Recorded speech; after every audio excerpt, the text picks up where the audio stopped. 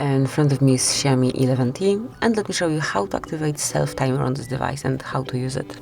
So first of all, you need to open your camera app, then tap on more icon, and here you've got the timeout settings. So you can pick 3 seconds delay, 5 seconds or 10 seconds delay. Let me pick 5 seconds, and now you can smoothly grab your phone and locate it to the particular picture that you would like to grab. Tap on camera shutter and you will be able to see the countdown. And that's it, the picture has been grabbed. And whenever you would like to switch off the photo delay, tap on more again. Click on this first switcher and now the picture will be grabbed right after you click. So that will be all, this is it. Thank you for watching. Please subscribe our channel and leave the thumbs up.